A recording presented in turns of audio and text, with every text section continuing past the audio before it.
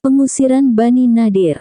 Pada hari Sabtu di bulan Rabiul Awal tahun 4 Hijriah, Ibnu Sa'ad meriwayatkan Rasulullah bersama sejumlah sahabat Muhajirin dan Ansor keluar dari Madinah untuk sholat di Masjid Quba, lalu bergerak menuju perkampungan Bani Nadir. Rasulullah datang untuk meminta bantuan mereka dalam penyelesaian pembayaran diyat atas kematian 2 orang Bani Kilab, yang telah mendapatkan jaminan keamanan dan perlindungan dari Rasulullah di tangan Amr bin Umayyah al-Damri yang muslim. Sementara Bani Nadir diketahui memiliki hubungan yang baik dan bersekutu dengan Bani Kilab. Ibnu Ishaq dan selainnya meriwayatkan tentang hal ini. "Baiklah, Abu Al-Qasim, kami akan memenuhi keinginanmu," kata Bani Nadir kepada Rasulullah. Sementara beberapa orang dari mereka saling berbisik dan merencanakan pengkhianatan kepada Rasulullah. Amr bin Jihasi al-Nahdari berkata, "Aku yang akan naik ke atap rumah dan melemparkan sebongkah batu ke arah Rasulullah." Saat itu Rasulullah sedang berdiri tepat di sisi dinding rumah salah seorang dari mereka. Ibnu Sa'ad menambahkan riwayat di atas bahwa Salam bin Miskam, salah seorang Yahudi Bani Nadir, telah memperingatkan teman-temannya, "Jangan lakukan itu, demi Tuhan, dia pasti akan diberitahu oleh Allah tentang rencana kalian. Sungguh, rencana itu pasti akan merusak perjanjian damai kita dengannya." Rencana pengkhianatan mereka sampai ke telinga Rasulullah. Seolah tengah memerlukan sesuatu, beliau segera pergi meninggalkan tempat Bani Nadir menuju Madinah. Para sahabat pun menyusul di belakangnya. Setibanya di Madinah, mereka bertanya heran, "Engkau sudah berdiri dan pergi tanpa kami sadari?" Rasulullah menyahut, "Orang-orang Yahudi merancang pengkhianatan, dan saat Allah memberitahuku soal itu, aku langsung pergi." Rasulullah kemudian mengirim seorang sahabat untuk menyampaikan pesan, "Keluarlah dari negeriku. Kalian telah merencanakan pengkhianatan. Aku memberi kalian waktu 10 hari. Siapa saja yang masih terlihat setelah waktu itu, lehernya akan ditebas." Yahudi Bani Nadir segera berkemas dan bersiap-siap untuk pergi. Namun, Abdullah bin Ubay bin Salul juga mengirim pesan kepada mereka, "Jangan tinggalkan rumah-rumah kalian. Tinggallah di benteng kalian. Aku mempunyai 2.000 pasukan, dari kaumku dan kaum lainnya yang siap berperang untuk kalian."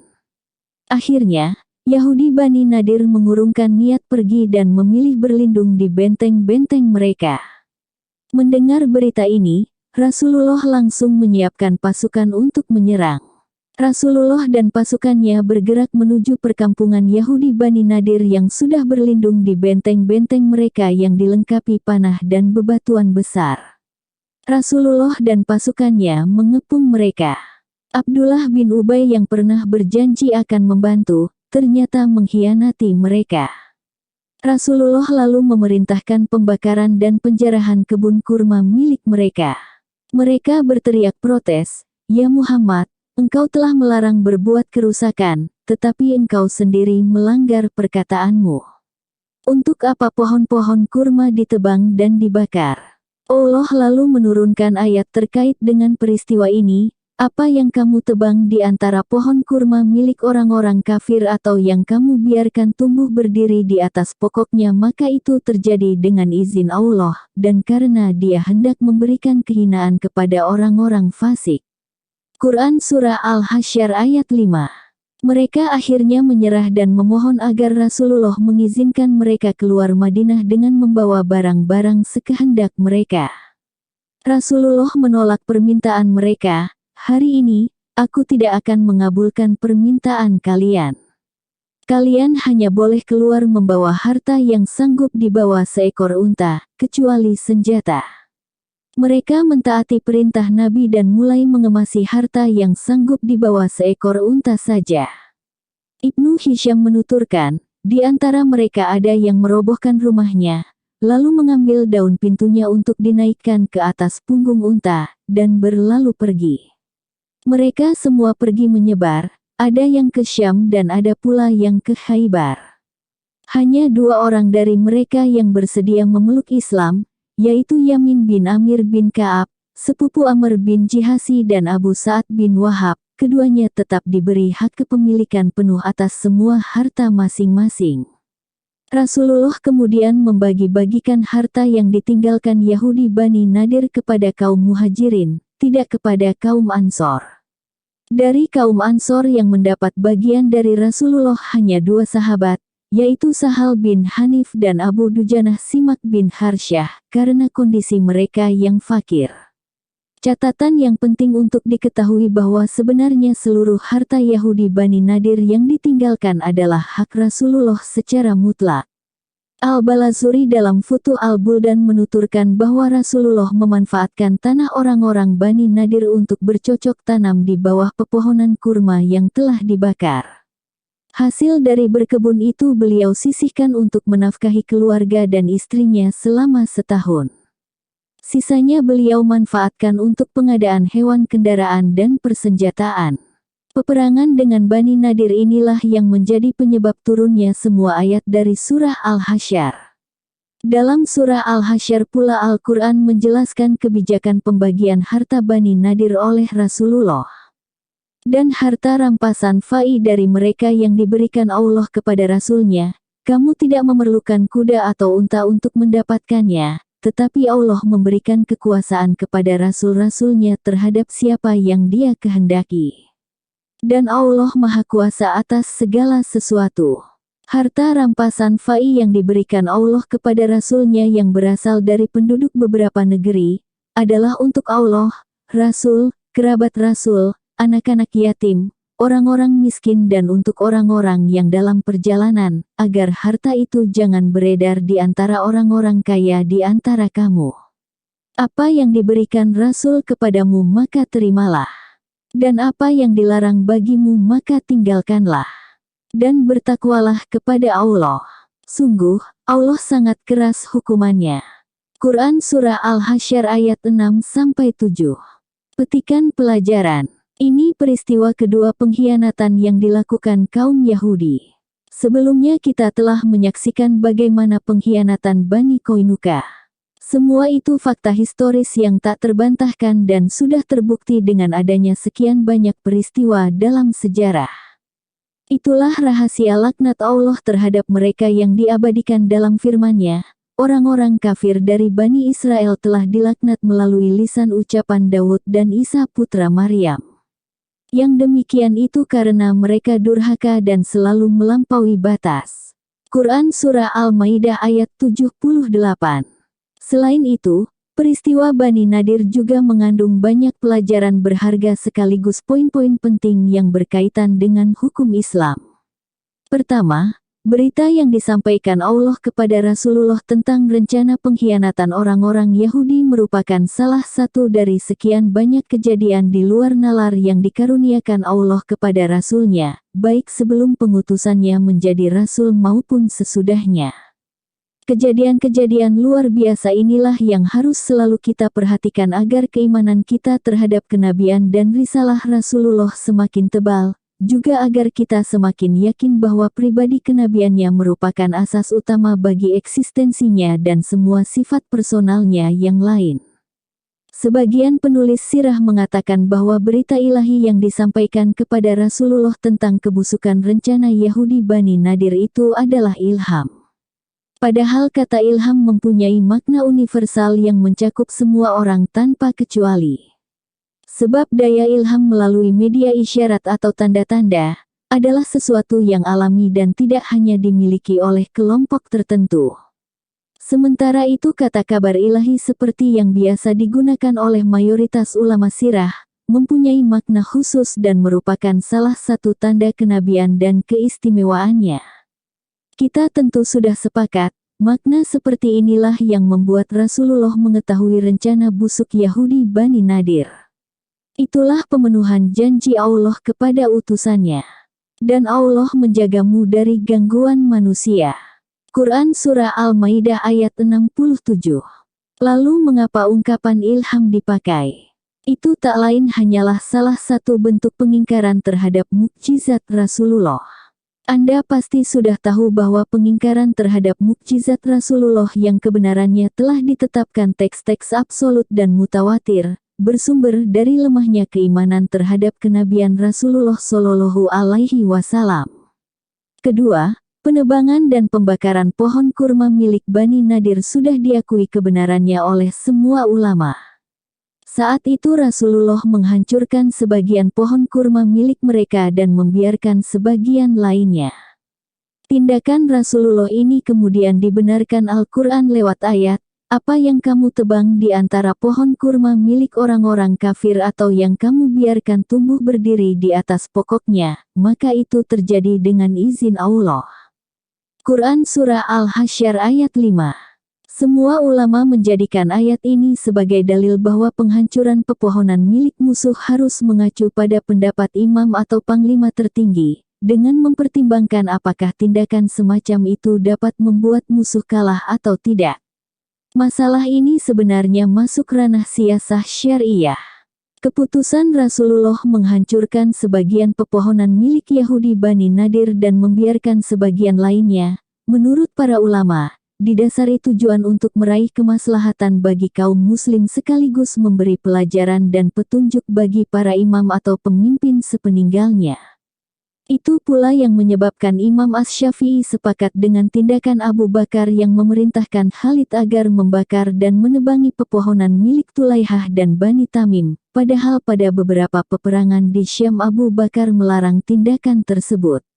Imam Asy-Syafi'i menyatakan, barangkali Abu Bakar melarang para sahabat menebang pohon berbuah milik musuh di Syam karena dia pernah mendengar Rasulullah bersabda bahwa negeri Syam pasti akan ditaklukkan kaum muslimin. Sebab itu, ketika dirinya diperbolehkan memilih antara menebang atau membiarkan pohon milik musuh, dia lebih memilih membiarkannya karena pertimbangan kemaslahatan kaum muslimin. Para ulama, seperti Nafi Budak Ibnu Umar, Imam Malik, As-Sauri, Imam Abu Hanifah, Imam Asy-Syafi'i, Imam Ahmad, Ibnu Ishaq dan mayoritas ahli fikih berpendapat bahwa boleh menebang dan membakar pepohonan milik kaum kafir jika dapat mendatangkan kemaslahatan bagi kaum muslimin. Pendapat sebaliknya seperti disebutkan pada sejumlah riwayat, dikemukakan Al-Laits bin Sa'ad, Abu Thawr dan Al-Auza'i.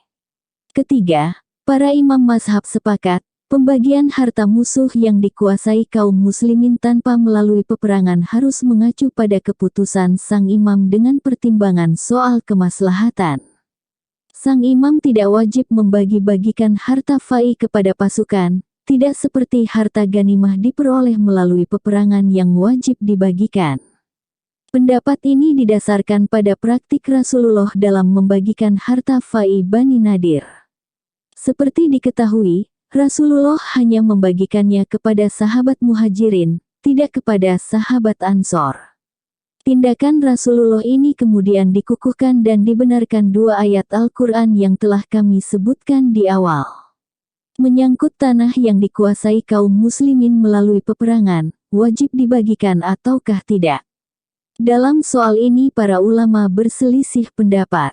Imam Malik berpendapat bahwa tanah tersebut tidak wajib dibagikan secara mutlak, tetapi hasil pajaknya dipergunakan untuk kepentingan kaum muslimin. Namun jika sang imam melihat adanya kemaslahatan dalam pembagiannya, maka ia boleh membagikannya. Pendapat hampir serupa juga dikemukakan mazhab Hanafi. Sementara itu, Imam Asy-Syafi'i berpendapat bahwa tanah musuh yang dikuasai melalui peperangan wajib dibagikan, sebagaimana semua bentuk harta ganimah lainnya. Ini juga menjadi pendapat paling kuat dalam mazhab Imam Ahmad. Pendapat Asy-Syafi'i didasarkan pada tindakan Rasulullah dalam membagikan harta Bani Nadir yang berbeda dengan pembagian harta musuh yang dikuasai melalui peperangan. Pasalnya, dalam konteks harta Bani Nadir, Rasulullah mendapatkannya tanpa melalui peperangan. Al-Quran juga membenarkan tindakan Rasulullah ketika menjelaskan alasan di balik keputusan beliau menyangkut harta Bani Nadir dan harta rampasan fai dari mereka yang diberikan Allah kepada Rasul-Nya. Kamu tidak memerlukan kuda atau unta untuk mendapatkannya. Quran Surah Al-Hasyr ayat 6. Jika tidak berperang menjadi sebab diperbolehkannya tanah fai untuk tidak dibagikan, maka kesimpulannya jika sebab suatu hukum tidak ada, maka hukum yang mengikutinya otomatis menjadi terhapuskan.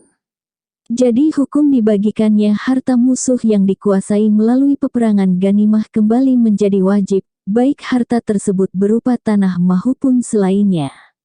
Pendapat Imam Malik dan Imam Abu Hanifah didasarkan pada banyak hal, di antaranya adalah keputusan Sayyidina Umar yang melarang pembagian tanah sawat di Irak. Sayyidina Umar mewakafkan tanah tersebut dan memperuntukkan pajaknya bagi kepentingan kaum muslimin. Tentu saja, bukan di sini tempatnya untuk membahas lebih lanjut tema ini. Poin penting yang mesti kita perhatikan dalam pembahasan kali ini adalah dua ayat yang menyebutkan alasan di balik keputusan Rasulullah dalam pembagian harta fai Yahudi Bani Nadir, yaitu saat beliau membagikannya hanya kepada kelompok tertentu. Alasan itulah yang dijelaskan Allah melalui ayat, agar harta itu jangan beredar di antara orang-orang kaya saja di antara kamu. Quran Surah Al-Hasyr ayat 7.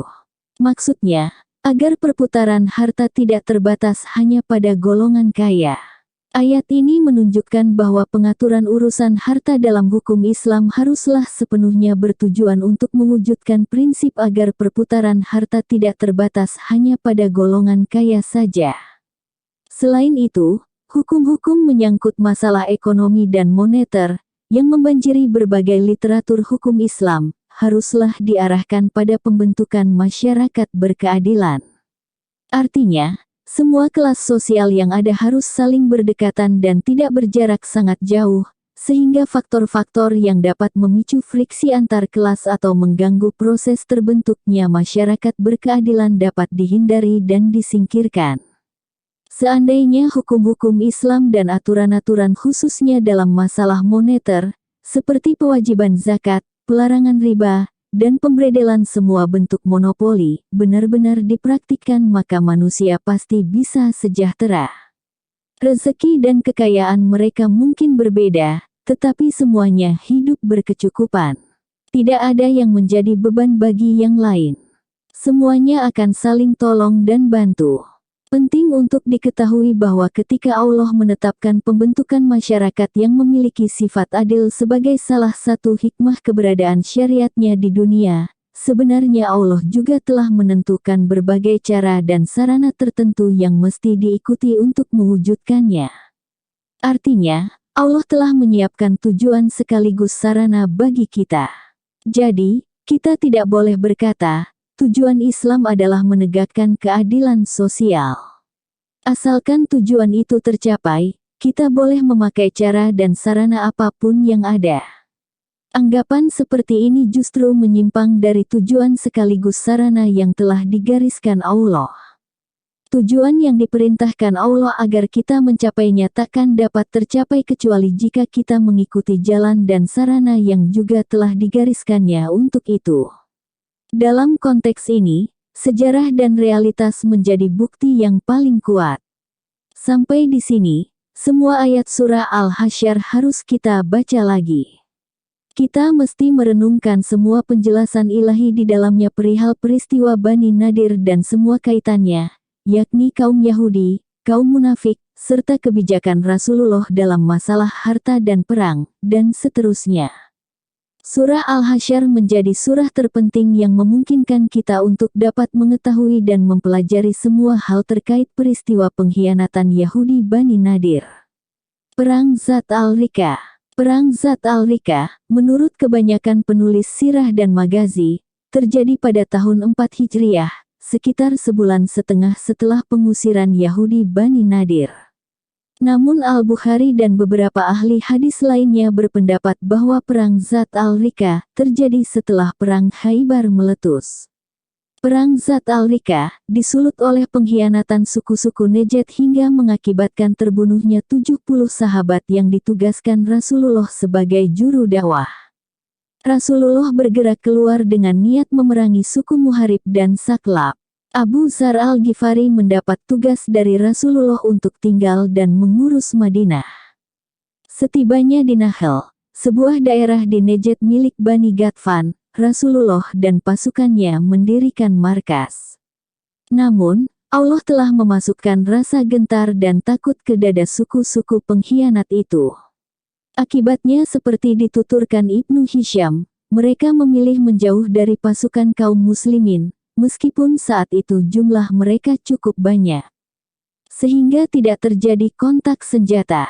Lepas dari itu semua, kisah peperangan Zar al-Rika mengandung banyak pelajaran berharga yang mesti kita ketahui sekaligus renungkan. Detail kisah peperangan ini telah disebutkan dalam banyak riwayat, antara lain. Pertama, dalam Sahihain disebutkan dalam sebuah hadis dari Abu Musa al-Asy'ari yang berkata, kami pergi bersama Rasulullah dalam satu peperangan. Saat itu kami berenam menunggang satu ekor unta secara bergantian. Banyak luka pada kaki kami, juga pada kakiku. Bahkan kuku-kuku kakiku patah. Kami membalut kaki-kaki kami yang terluka dengan sobekan kain.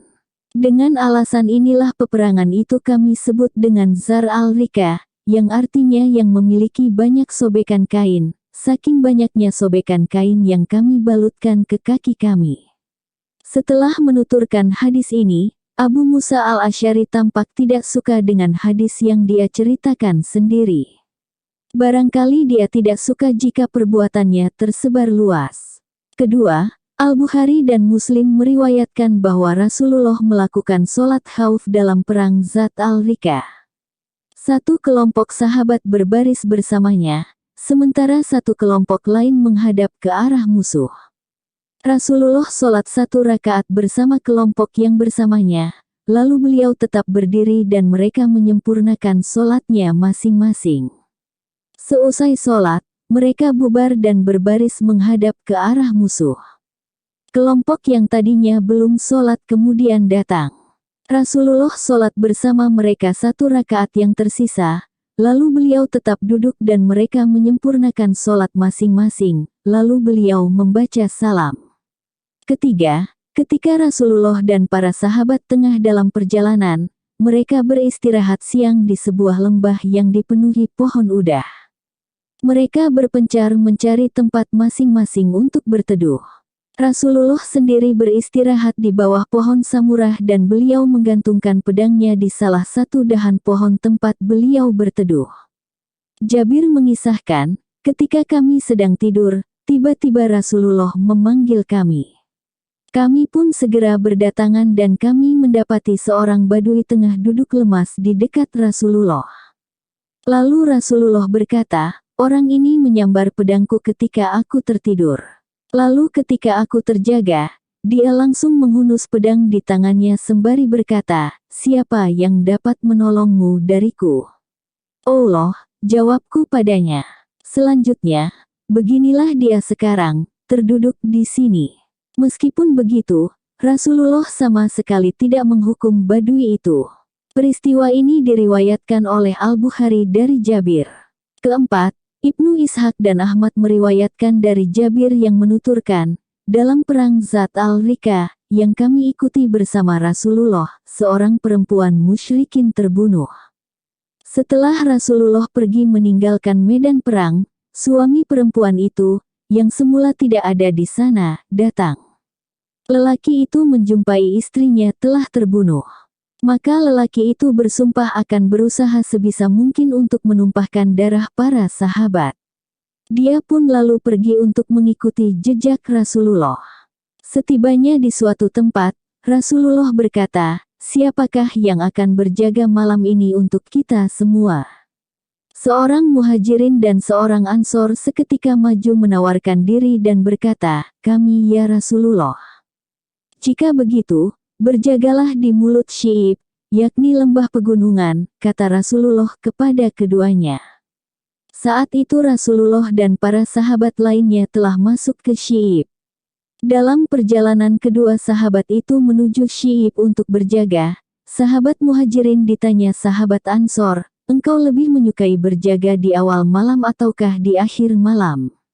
Engkau berjagalah lebih dahulu, jawab sahabat muhajirin sembari mengambil tempat untuk berbaring lalu tidur.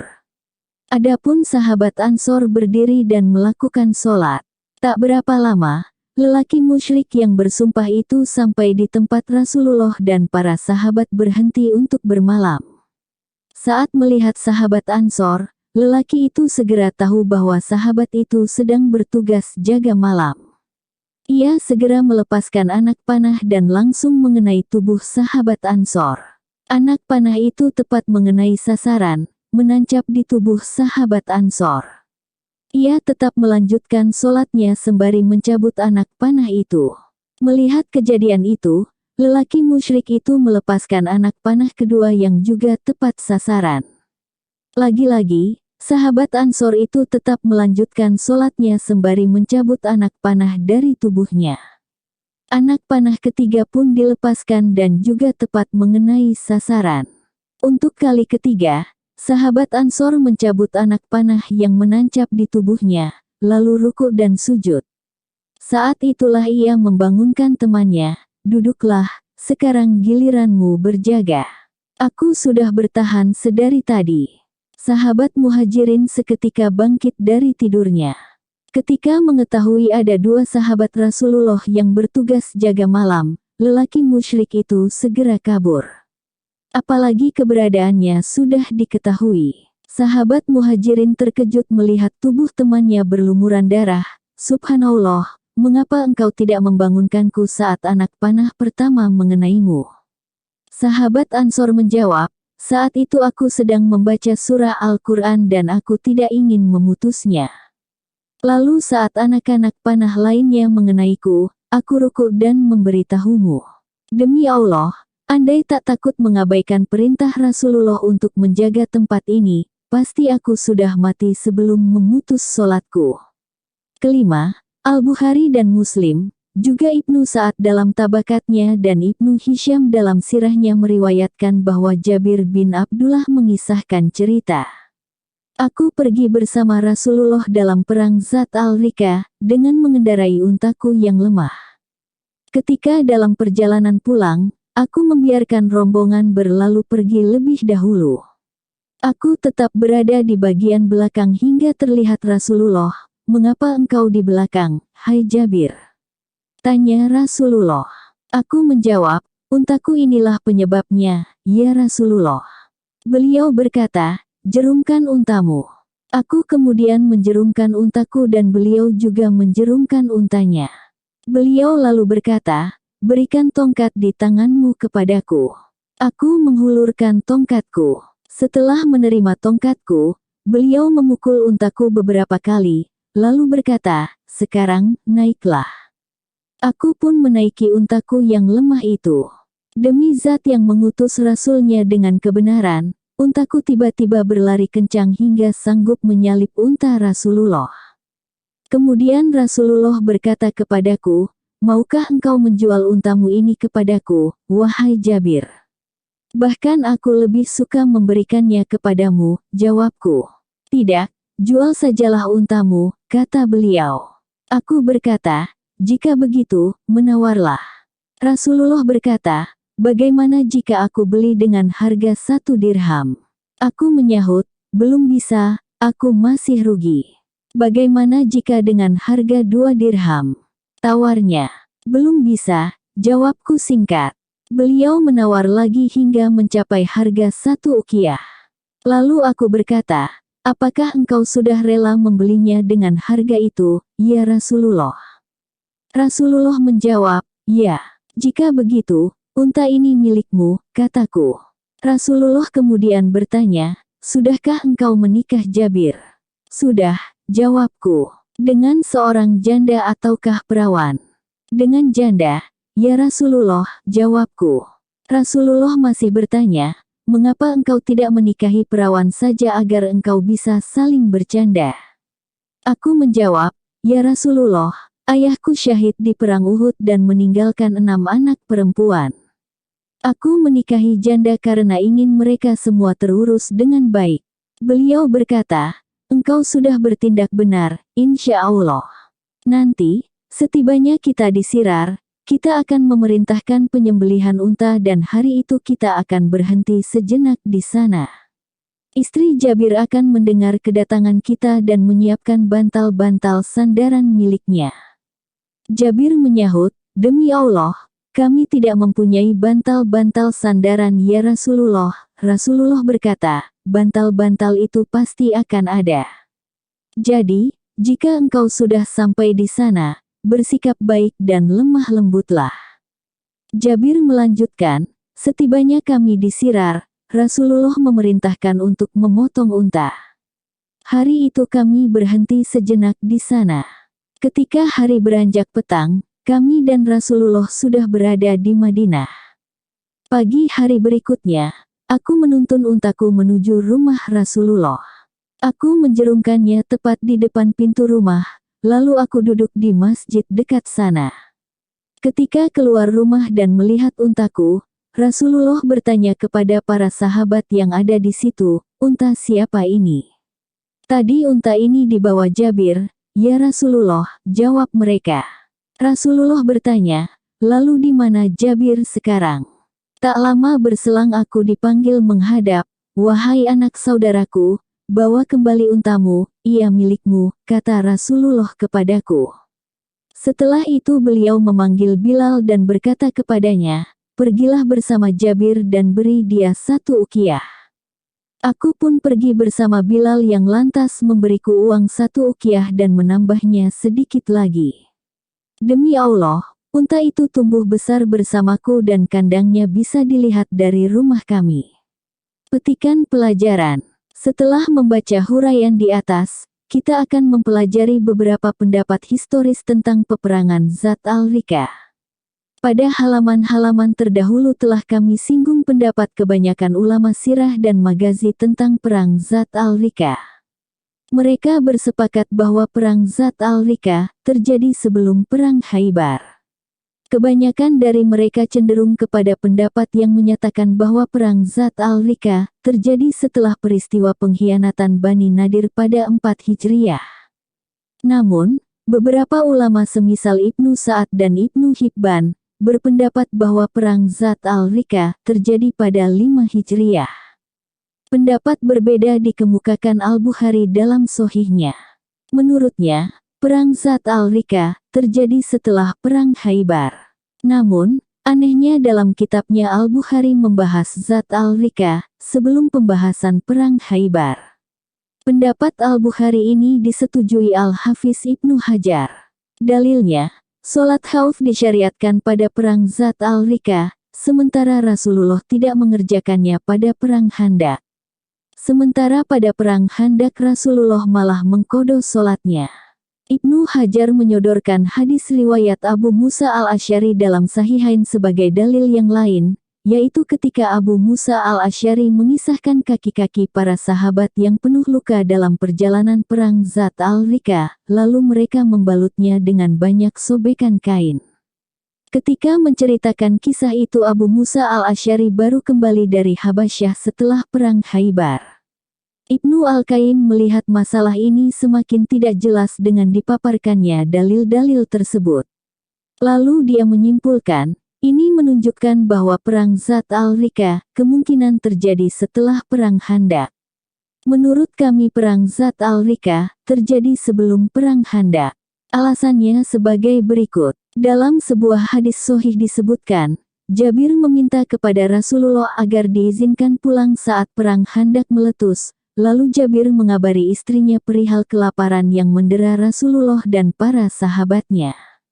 Hadis ini kemudian menyebut soal makanan yang dibagi-bagikan kepada Rasulullah dan para sahabatnya, juga perkataan Rasulullah kepada istri Jabir, "Makanlah ini dan bagikan sisanya kepada orang-orang karena mereka tengah kelaparan." Dalam Sahihain juga disebutkan kisah Rasulullah yang bertanya kepada Jabir saat perang Zat al-Rika terjadi, "Sudahkah engkau menikah?" "Sudah ya Rasulullah," jawab Jabir. Itu berarti waktu itu Rasulullah sama sekali belum mengetahui ihwal pernikahan Jabir. Ini jelas-jelas menunjukkan bahwa perang Zat al-Rika terjadi sebelum perang Ahzab atau Khandaq, juga tentu saja sebelum perang Khaybar. Sayangnya, kami tidak pernah mendapati satu ulama pun menggunakan dalil-dalil ini, baik yang menyetujui perang Zat al-Rika pecah sebelum perang Ahzab, ataupun yang berpendapat sebaliknya. Namun bagaimanapun juga, dalil-dalil yang kami kemukakan tadi hampir tak terbantahkan dan membenarkan pendapat kami. Adapun dalil yang dikemukakan Ibnu Hajar, Rasulullah tidak melaksanakan sholat khauf saat perang Ahzab, tetapi menundanya, yakni mengkodahnya. Barangkali alasan Rasulullah adalah karena pada saat itu perang anak panah antara pasukan muslimin dan pasukan musyrikin sedang berkecamuk sehingga tak memungkinkan mereka untuk sekadar melaksanakan sholat. Atau mungkin juga saat perang Ahzab posisi musuh berada di arah kiblat, sementara ketika Rasulullah melaksanakan sholat khauf di perang Zat al-Rika, posisi musuh berada di arah selain kiblat. Atau kemungkinan ketiga, boleh jadi Rasulullah melakukan itu, yakni menunda sholat untuk menjelaskan hukum diperbolehkannya mengqadha sholat yang terlewat karena alasan apapun. Mengenai dalil lain yang dikemukakan Ibnu Hajar, yakni hadis riwayat Abu Musa al-Asy'ari, bisa dijelaskan dengan sebuah riwayat yang banyak dikutip oleh ulama sirah dan magazi bahwa yang dimaksudkan Abu Musa al-Asy'ari adalah perang lain yang juga bernama Zat al-Rika.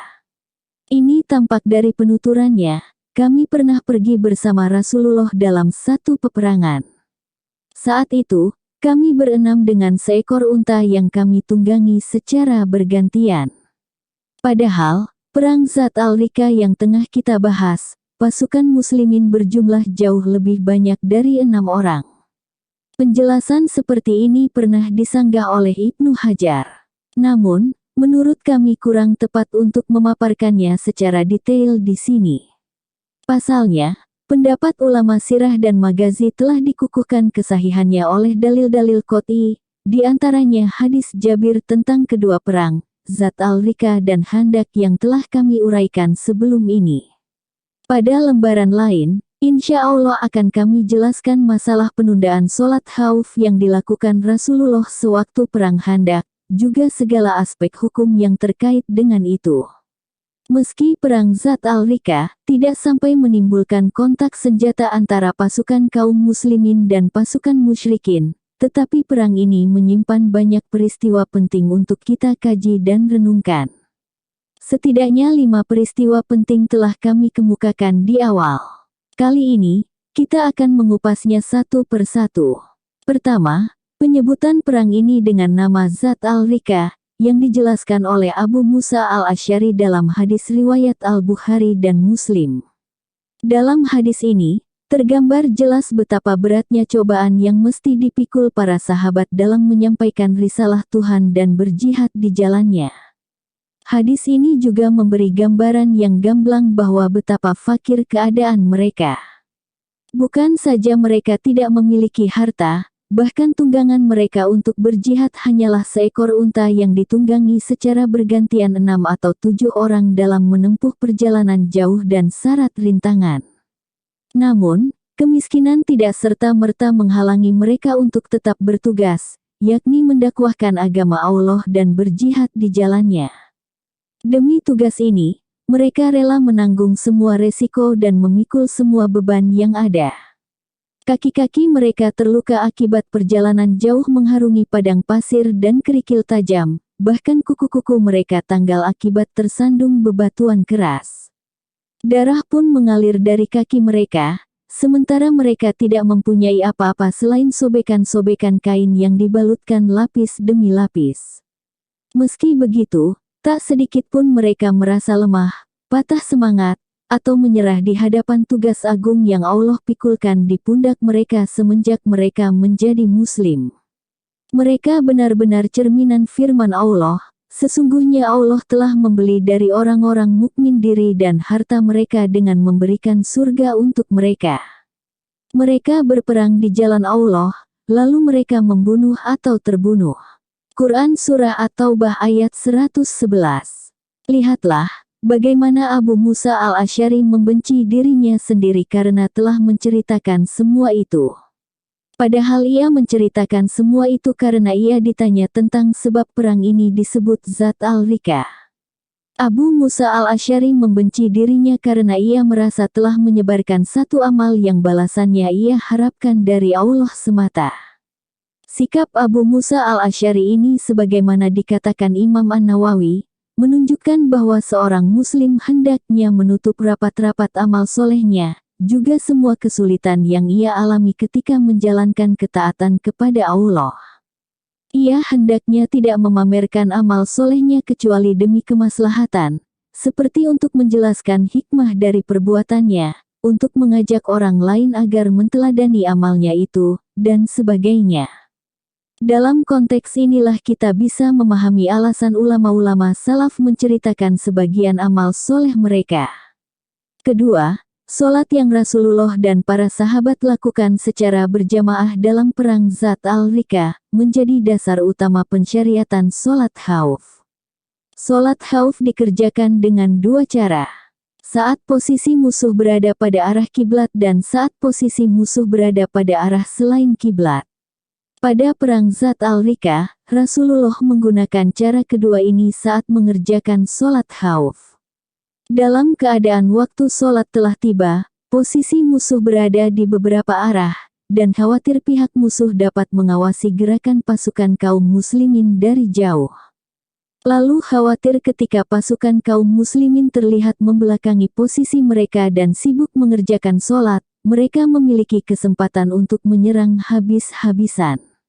Atas pertimbangan itu, Rasulullah mengerjakan sholat bersama satu kelompok sahabatnya, sementara satu kelompok lain mengawasi gerakan musuh dari berbagai arah. Ketika Rasulullah menyelesaikan separuh sholat, yaitu 1 rakaat, kelompok yang bersamanya segera menyempurnakan rakaat keduanya masing-masing, sementara Rasulullah tetap menanti pada rakaat kedua. Seusai sholat, mereka bubar dan langsung menempati posisi yang sebelumnya ditempati teman-temannya yang belum sholat. Lalu kelompok yang belum sholat datang berbaris di belakang Rasulullah. Rasulullah kemudian sholat bersama mereka dalam 1 rakaat tersisa. Selanjutnya mereka menyempurnakan sholat masing-masing, sementara Rasulullah duduk menunggu, kemudian mereka mengucap salam mengikuti Rasulullah.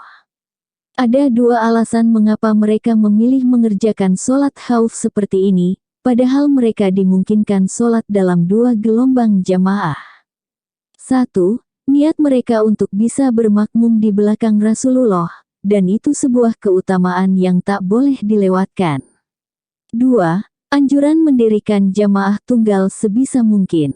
Tindakan satu kaum yang membagi diri mereka menjadi beberapa jamaah berbeda dalam pelaksanaan satu sholat adalah makruh, kecuali dalam keadaan darurat. Beberapa tokoh mazhab Hanafi hanya mengakui alasan yang pertama. Sebab itu, mereka berpendapat tidak ada alasan yang bisa diterima untuk mempertahankan alasan kedua sholat khauf sepeninggal Rasulullah. Ketiga, seorang musyrikin yang mengambil pedang Rasulullah sewaktu dia tengah tidur di bawah pohon adalah kisah yang benar-benar terjadi dan faktual. Kisah ini menunjukkan penjagaan dan perlindungan Allah kepada utusannya. Kisah kejadian-kejadian luar biasa yang dianugerahkan Allah kepada nabinya ini juga membuat kita semakin yakin dan mantap atas kenabian Muhammad. Dalam kacamata normal, seharusnya amat mudah bagi orang musyrik itu yang sudah menggenggam pedang, dan mengangkatnya di atas tubuh Rasulullah yang tengah tidur pulas untuk menebaskan pedangnya dan membunuh Rasulullah. Kondisi diri dan kesempatan emas yang dia miliki terlihat gamblang dari perkataannya kepada Rasulullah, "Siapa yang dapat menolongmu dariku?" Lalu apa yang sebenarnya terjadi setelah itu hingga dia gagal membunuh Rasulullah? Tak lain adalah pertolongan dan perlindungan Allah kepada Rasulnya yang sebenarnya terjadi, dan itu tidak pernah diduga dan disangka oleh orang musyrik itu. Pertolongan Allah telah membuat dada orang musyrik itu disergap rasa gentar dan takut, membuat tubuhnya gemetar hingga pedang di genggamannya terlepas dan jatuh ke tanah, lalu terduduk lemas di hadapan Rasulullah. Poin paling penting yang mesti kita ketahui dari kejadian ini adalah pemenuhan janji Allah kepada Rasul-Nya yang tersurat dalam firman-Nya, "Dan Allah menjagamu dari gangguan manusia." Quran Surah Al-Maidah ayat 67. Maksud keterjagaan di sini bukan berarti Rasulullah tidak tersentuh dari gangguan atau permusuhan kaumnya. Sebab, Itu sudah menjadi sunatullah bagi seluruh hambanya. Namun keterjagaan yang dimaksud ialah Rasulullah tidak tersentuh oleh tangan orang-orang yang mencoba membunuhnya dan membunuh dakwah Islam yang beliau diutus untuk menyampaikannya. Keempat, penyebutan kisah Jabir bersama Rasulullah, lalu percakapan yang terjadi di antara keduanya dalam perjalanan pulang menuju Madinah. Meskipun tidak memiliki keterkaitan langsung dengan perang Zat al-Rika, kisah ini memberi kita satu gambaran utuh dan rinci tentang perilaku Rasulullah terhadap para sahabatnya, juga semua hal yang menyangkut keluhuran budi pekertinya, seperti kelembutannya dalam bergaul, kesantunannya dalam bertutur kata, kejenakaannya dalam bercakap-cakap, dan kecintaannya yang tulus terhadap para sahabatnya. Jika kisah Jabir yang sudah kami ceritakan sebelumnya direnungkan baik-baik, Anda pasti mengerti mengapa Rasulullah sangat berempati atas cobaan yang mengitari keluarga Jabir bin Abdullah. Ayahnya syahid di perang Uhud, dan dia sebagai anak sulung terpaksa menjadi tulang punggung keluarga yang harus mengurusi saudari-saudari kecilnya, sementara dia hanya seorang fakir dan tidak punya banyak harta. Rasulullah seolah ikut merasakan apa yang dialami Jabir yang tertinggal di belakang rombongan akibat untanya yang kurus lagi lemah, sebagai gambaran kondisi kehidupannya secara umum. Merupakan kebiasaan Rasulullah setiap kali melakukan perjalanan bersama para sahabat, beliau selalu memeriksa seluruh anggota rombongan dan menghibur mereka. Kali itu, ketika sedang melakukan kebiasaannya Rasulullah bertemu Jabir. Rasulullah yang kemudian hanya berjalan dengan Jabir, leluasa menghiburnya dengan canda dan tutur kata yang lembut. Rasulullah mengutarakan niatnya membeli unta Jabir. Padahal sebenarnya, beliau hanya ingin meringankan beban Jabir melalui itu. Lalu beliau juga menanyai Jabir soal istri dan keluarganya dengan penuh canda yang santun. Mendukungnya dalam memilih istri seorang janda. Setelah itu, beliau menghibur Jabir dengan mengatakan bahwa mereka akan singgah beberapa saat ketika sudah berada dekat Madinah supaya penduduk Madinah mendengar kedatangan mereka, juga supaya istrinya bisa bersiap-siap menyambutnya dengan berhias dan menyiapkan rumah berikut segala perabot dan bantal sandarannya. Jabir tiba-tiba terhanyut dalam tutur kata Rasulullah SAW, dan menyahut, "Demi Allah, kami tidak mempunyai bantal-bantal sandaran, ya Rasulullah SAW." Rasulullah SAW menjawab, "Bantal-bantal itu pasti akan ada." Ini satu gambaran menakjubkan dari kelembutan bergaul, kesantunan bertutur kata, dan kejenakaan manis yang diperagakan Rasulullah bersama para sahabat. Kita memang tidak ditakdirkan melihat Rasulullah secara fisik dan duduk bersamanya di satu majelis, atau ikut menyertai peperangan dan perjalanannya. Namun, kita bisa mengganti itu semua dengan membaca sirahnya dan berita-berita luhur tentangnya. Kita pasti mendambakan bisa melihat Rasulullah yang tidak pernah kita temui secara fisik, mendambakan bisa mengikuti majelis-majelisnya yang kisahnya hanya dapat kita dengar dan menyertai peperangannya yang ceritanya hanya dapat kita baca. Ya Allah, berilah kami pengganti itu semua dengan bisa menjumpainya di surga abadimu nanti.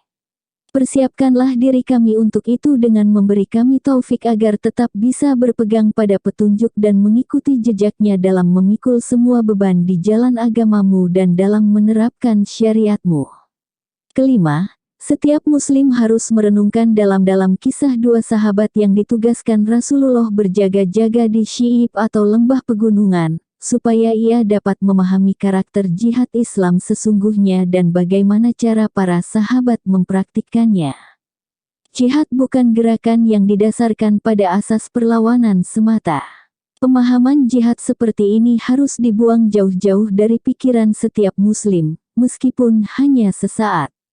Jihad yang diajarkan Rasulullah kepada para sahabatnya dan yang mereka pahami dari pengajaran beliau adalah ibadah agung yang mempertautkan seluruh eksistensi muslim dengan Sang Pencipta dalam suasana penuh kekhusyukan, pengharapan, dan kepasrahan total kepadanya. Bagi seorang mukmin, Tidak ada saat yang membuatnya lebih dekat dengan Tuhannya selain saat ia sedang mencoba melepaskan dunia dan menghadapkan wajah ke arah kematian dan kesyahidan. Sebab itu, sangatlah wajar bila sahabat Ansor Abbad bin Bishr, saat melaksanakan tugas jaga malam, menyibukkan diri dengan bersimpuh penuh kekhusyukan di hadapan Tuhannya. Seluruh perasaannya larut dalam munajat kepadanya lewat ayat-ayat Al-Quran. Sangat wajar pula bila sahabat Ansor itu sama sekali tidak mempedulikan anak panah yang melesat cepat mengenai tubuhnya, tidak pula anak panah kedua dan seterusnya. Sebab saat itu seluruh sisi kemanusiaannya hanyut oleh perasaannya yang tercurah kepada Tuhan semata.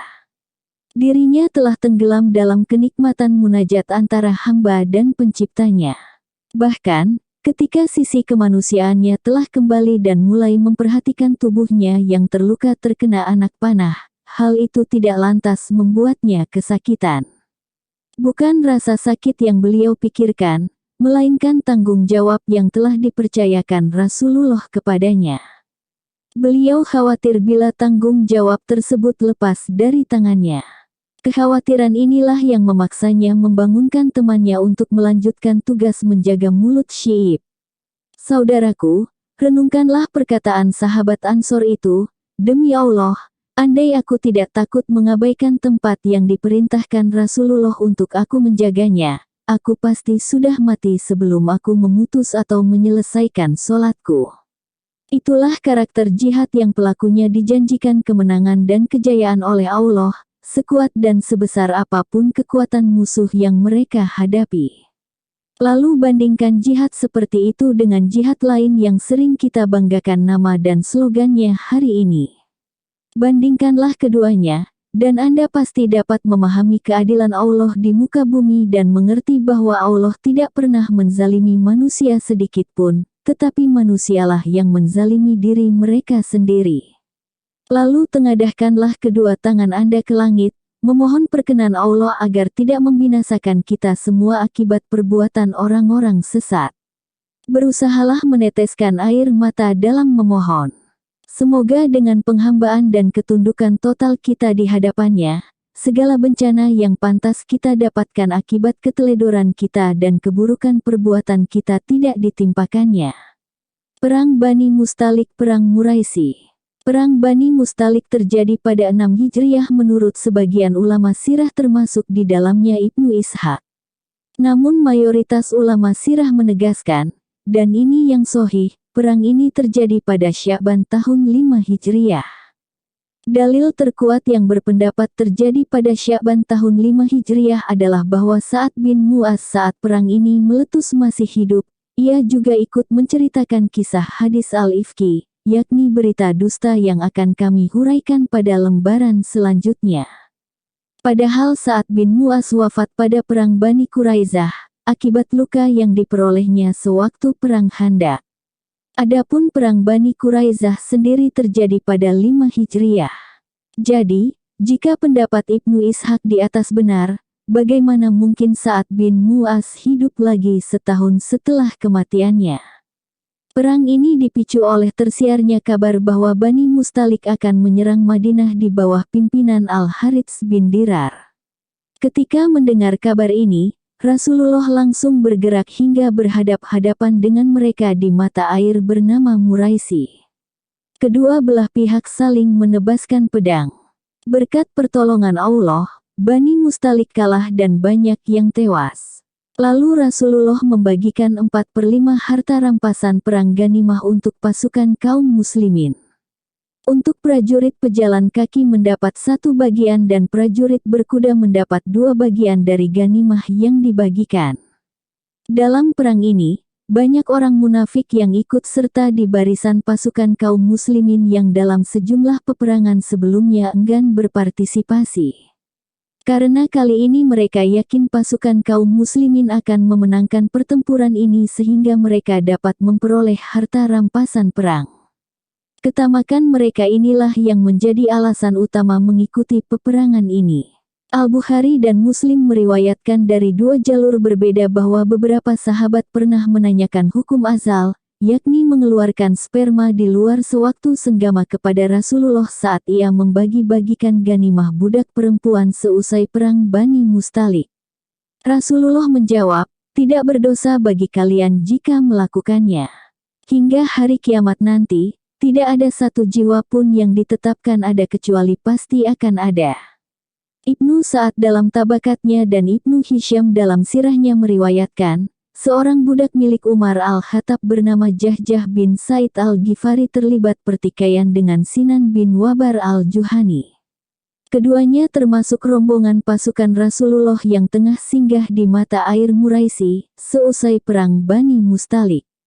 Keduanya hampir saling bunuh. Al-Juhani berteriak, "Hai orang-orang Ansor, bantulah aku." Jahjah tak mau kalah dan berteriak, "Hai orang-orang Muhajirin, bantulah aku." Saat mendengar perkelahian ini, Abdullah bin Ubay bin Salul seketika marah dan berkata kepada para pengikutnya, "Apa yang mereka lakukan? Mereka sudah menyaingi dan mengungguli jumlah kita di negeri kita sendiri. Demi Allah, apa yang terjadi di antara kita dan orang-orang Muslim Quraisy ini tak ubahnya seperti pepatah, 'Gemukkan anjingmu, ia pasti akan menerkammu.' Demi Allah, jika kita telah sampai di Madinah, orang yang kuat pasti akan mengusir yang lemah." Perkataan Abdullah bin Ubay ini ternyata didengar Zaid bin Arqam yang langsung pergi menemui Rasulullah dan mengadukan perihal ini. Umar yang saat itu tengah bersama Rasulullah menyahut, "Ya Rasulullah, perintahkanlah Abad bin Bisir untuk membunuh Abdullah bin Ubay." Rasulullah berkata, "Bagaimana jika nanti orang-orang akan bergunjing bahwa Muhammad telah membunuh sahabatnya sendiri? Perintahkan saja semua orang untuk melanjutkan perjalanan." Meski bukan kebiasaan Rasulullah melanjutkan perjalanan pada waktu seperti itu, semua kaum muslimin tetap diperintahkan untuk bergerak. Rasulullah dan rombongan terus berjalan hingga petang. Kemudian malam berlalu dan pagi hari berikutnya menjelang. Keesokan harinya, Rasulullah memerintahkan mereka untuk terus bergerak hingga terik matahari menyengat. Akhirnya mereka semua roboh mencium tanah, dan tidur terlelap karena kelelahan. Rasulullah sengaja melakukan itu agar mereka tidak sibuk mempergunjingkan perkataan Abdullah bin Ubay sehari sebelumnya. Kejadian ini menjadi sebab turunnya surah Al-Munafikun yang membenarkan perkataan Zaid bin Arqam tentang Abdullah bin Ubay bin Salul. Mereka berkata, "Sungguh, jika kita telah kembali ke Madinah, yakni dari perang Bani Mustalik, pastilah orang yang kuat akan mengusir orang yang lemah dari sana. Padahal kekuatan itu hanyalah bagi Allah, Rasul-Nya, dan bagi orang-orang mukmin. Tetapi orang-orang munafik itu tidak mengetahui." Quran Surah Al-Munafikun ayat 8. Setibanya rombongan pasukan kaum muslimin di Madinah, Abdullah bin Ubay datang menemui Rasulullah dan berkata, "Aku mendengar kabar bahwa engkau ingin membunuh ayahku atas ucapannya. Jika kabar itu benar, perintahkanlah aku untuk membunuh ayahku sendiri. Aku akan membawa kepalanya yang telah terpenggal ke hadapanmu. Demi Allah, semua orang Khazraj tahu bahwa tidak ada seorang anak pun yang lebih berbakti kepada orang tuanya dibanding aku. Jika engkau sampai memerintahkan orang lain untuk membunuh ayahku, aku khawatir akan kehilangan kendali saat aku melihat pembunuh Abdullah bin Ubay berkeliaran di antara khalayak sehingga aku membunuhnya. Jika itu terjadi, berarti aku akan masuk neraka karena telah membunuh seorang mukmin demi membela orang kafir." Namun Rasulullah menanggapi, "Tidak, bahkan kami akan berlaku baik kepadanya dan memperlakukannya dengan lembut, selama dia masih tinggal bersama kami." Semenjak kejadian itu, setiap kali Abdullah bin Ubay mengatakan sesuatu, orang-orang langsung mencela dan mengecamnya. Rasulullah berkata kepada Umar, "Bagaimana menurutmu Umar? Demi Allah, andai dia sudah engkau bunuh sewaktu engkau mengusulkannya dahulu, orang-orang pasti ribut. Namun, seandainya sekarang aku memerintahkanmu agar membunuhnya, engkau pasti bisa langsung membunuhnya." Umar pun menimpali, "Demi Allah, Aku sadar keputusan Rasulullah mengandung berkah lebih besar ketimbang keputusanku. Hadis Ifki, tuduhan zina terhadap Aisyah.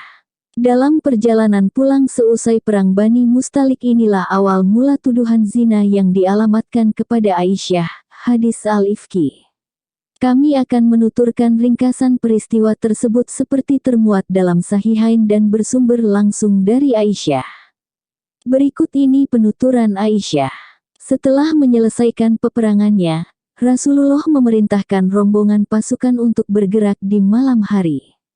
Waktu itu, aku keluar dari tandukku untuk satu keperluan. Ketika hendak kembali ke rombongan, aku meraba dadaku dan ternyata kalungku putus. Aku kembali untuk mencarinya. Pada saat bersamaan, rombongan telah bergerak melanjutkan perjalanan dan membawa tandukku. Saat itu perintah hijab telah turun, yang diletakkan di atas unta tungganganku. Mereka mengira saat itu aku masih ada dalam tandukku. Mereka menggiring untaku dan berjalan. Saat rombongan sudah berjalan jauh, aku baru berhasil menemukan kalungku. Aku kembali ke tempat pemberhentian kami semula. Ternyata, sudah tidak ada seorang pun di sana. Aku memilih berdiam di tempatku semula, berharap mereka menyadari telah meninggalkanku dan akan kembali mencariku. Safwan bin Muattal, yang berjalan di belakang bertugas memeriksa barang-barang rombongan yang tertinggal, datang menuju tempatku. Dia melihat sesosok bayangan hitam dan langsung mengenali bahwa itu aku. Dia melihatku dari balik tabir. Saat itu, aku sedang didera rasa kantuk hebat dan tertidur. Seketika aku terjaga saat mendengar ucapan istirjanya, "Innalillahi wa inna ilaihi rojiun," karena Safwan kaget melihatku. Aku pun menutupi wajahku dengan sehelai kain. Demi Allah, kami tidak berbicara sepatah kata pun dan aku tidak mendengar sepotong kalimat pun keluar dari mulutnya selain ucapan istirja. Dia hanya menambatkan untanya, lalu aku menaikinya. Dia kemudian menuntun unta itu hingga akhirnya aku dapat menyusul rombongan yang kebetulan tengah berhenti beristirahat di tengah terik siang hari. Binasalah orang-orang yang mempergunjingkan peristiwa yang aku alami. Orang yang bertanggung jawab atas tersebarnya berita bohong itu adalah Abdullah bin Ubay bin Salul. 1 bulan setelah kedatangan kami di Madinah, aku sakit. Orang-orang terus membicarakan berita bohong itu, sedangkan aku sama sekali tidak mengetahuinya. Hanya saja, aku tidak lagi merasakan kelembutan Rasulullah yang biasa Dia berikan kepadaku saat aku jatuh sakit. Rasulullah hanya datang menemuiku, mengucap salam, lalu bertanya, "Bagaimana kabarmu?" Ketika kondisiku agak sehat, aku keluar bersama Ummu Mistah untuk keperluan buang hajat. Kala itu, kami belum membuat tempat membuang hajat dekat rumah. Saat kami kembali, tiba-tiba Ummu Mistah terpeleset dan hampir jatuh, lalu spontan berkata, "Celakalah Mistah." Aku kaget sembari berkata, "Sungguh buruk perkataanmu. Apakah engkau mencela orang yang telah mengikuti perang Badar?" Dia balik bertanya, "Engkau belum mendengar apa yang sudah dia katakan." Dia kemudian menceritakan berita bohong tentangku yang terus menjadi bahan pergunjingan banyak orang. Mendengar ceritanya, sakitku bertambah parah dari sebelumnya. Malam itu aku menangis hingga pagi. Tidak ada lagi sisa air mataku dan aku pun tidak bisa tidur. Rasulullah memanggil beberapa sahabatnya dan meminta pendapat mereka tentang berita bohong itu dan kemungkinan untuk menceraikanku. Di antara mereka ada yang berkata, "Mereka itu keluargamu, ya Rasulullah. Kami tidak mengetahui pada mereka kecuali kebaikan." Ada pula yang berkata, "Ya Rasulullah, jangan bersedih karenanya. Masih banyak perempuan lain selain dia. Tanyalah kepada budak perempuannya, Barirah, dia pasti akan berkata jujur kepadamu." Rasulullah pun memanggil Barirah dan bertanya, "Hai Barirah, apakah engkau melihat ada sesuatu yang mencurigakan pada diri Aisyah?" Barirah menjawab bahwa ia tidak pernah melihat keburukan pada diriku. Rasulullah kemudian bangkit, berdiri di atas mimbar dan berkata, hai sekalian orang-orang muslimin. Siapakah yang sudi membelaku dari tuduhan seorang lelaki yang telah menyakiti keluargaku? Demi Allah, aku tidak mengetahui satu keburukan pun pada keluargaku. Mereka juga menuduh Safwan yang aku tidak mengetahui satu keburukan pun ada padanya. Sa'ad bin Mu'az berdiri dan berkata, aku akan membelamu, ya Rasulullah. Jika lelaki penuduh itu berasal dari suku Aus, akan kami penggal lehernya. Dan jika dia berasal dari suku Khazraj, perintahkanlah kami untuk menindaknya secara tegas. Keadaan semakin memanas dalam masjid hingga Rasulullah berhasil menenangkan mereka. Rasulullah kemudian menemuiku. Saat itu, kedua orang tuaku duduk mengapitku karena khawatir tangisanku akan membunuhku. Semenjak tuduhan zina terhadapku menyeruak luas, Rasulullah belum pernah duduk bersamaku. 1 bulan berlalu dan wahyu tentang kasusku tidak juga turun. Rasulullah mengucap syahadat saat duduk, lalu berkata padaku, Amma ba'd Aisyah, aku mendengar kabar begini dan begini tentangmu. Jika engkau bersih dari tuduhan itu, Allah pasti akan membebaskanmu dari itu. Namun jika engkau telah berbuat dosa, mohon ampunlah kepada Allah dan bertobatlah kepadanya. Saat Rasulullah menyelesaikan perkataannya, air mataku langsung berhenti menetes. Aku kemudian berkata kepada ayahku, bicaralah kepada Rasulullah, ayah. Aku tidak tahu apa yang harus aku katakan, jawab ayahku. Aku pun berkata kepada ibuku, bicaralah kepada Rasulullah, ibu. Ibuku juga menjawab serupa, aku tidak tahu apa yang harus aku katakan. Aku kemudian berkata, demi Allah, aku tahu bahwa kalian sudah mendengar berita itu dan kalian termakan olehnya. Seandainya aku katakan kepada kalian bahwa aku bersih dari segala tuduhan itu, dan Allah Maha tahu bahwa aku memang bersih, pasti kalian tetap tidak akan mempercayaiku. Namun, seandainya aku katakan kepada kalian bahwa aku berbuat seperti yang dituduhkan itu, pasti kalian mempercayaiku. Sungguh, demi Allah, aku tidak tahu apa yang harus aku katakan saat ini kecuali seperti perkataan ayah Yusuf, hanya bersabar itulah yang terbaik bagiku. Dan Allah sajalah yang dimohon pertolongannya terhadap apa yang kamu ceritakan. Setelah berkata demikian, aku bangkit berpindah tempat, lalu berbaring di atas ranjangku. Demi Allah, Rasulullah tidak berhasrat membuka majelisnya dan tidak seorang pun ahlul bait yang keluar rumah hingga akhirnya Allah menurunkan wahyu kepada nabinya. Seperti biasa, saat menerima wahyu, Rasulullah merasakan kepayahan luar biasa. Bahkan, meskipun hari itu musim dingin, buliran-buliran keringat bak mutiara keluar dari tubuhnya karena saking beratnya wahyu yang diterimanya. Wajah Rasulullah berubah berseri dan tersenyum. Kalimat pertama yang dia ucapkan waktu itu adalah, bergembiralah Aisyah, wahyu Allah telah turun dan membebaskanmu dari segala tuduhan. Seketika itu ibuku berkata kepadaku, berdirilah dan berterima kasihlah kepada Rasulullah. Aku menjawab, demi Allah, aku tidak akan berterima kasih kepadanya. Aku tidak akan memuji dan berterima kasih selain kepada Allah. Dialah yang telah membebaskanku. Allah menurunkan ayat, sesungguhnya orang-orang yang membawa berita bohong itu adalah dari golongan kamu juga. Janganlah kamu mengira berita itu buruk bagi kamu. Setiap orang dari mereka akan mendapat balasan dari dosa yang diperbuatnya. Dan siapa saja di antara mereka yang mengambil bagian terbesar dari dosa yang diperbuatnya, dia mendapat azab yang besar pula. Quran Surah An-Nur ayat 11 hingga 10 ayat berikutnya. Setelah ayat tentang pembebasan diriku turun, ayahku yang sebelumnya memberikan nafkah kepada Mishtah karena hubungan kekerabatan dan kefakiran, bersumpah, demi Allah, aku tidak akan lagi memberinya nafkah selamanya setelah tuduhannya terhadap Aisyah.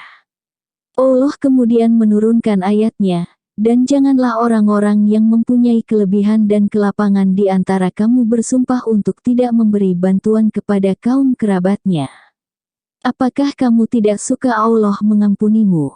Dan Allah Maha Pengampun lagi Maha Penyayang. Quran Surah An-Nur ayat 22. Menanggapi ayat itu, Abu Bakar berkata, Maha benar Allah. Demi Allah, aku sangat ingin diampuni Allah. Abu Bakar pun kembali memperlakukan Mishtah sebagaimana biasa, memberinya nafkah.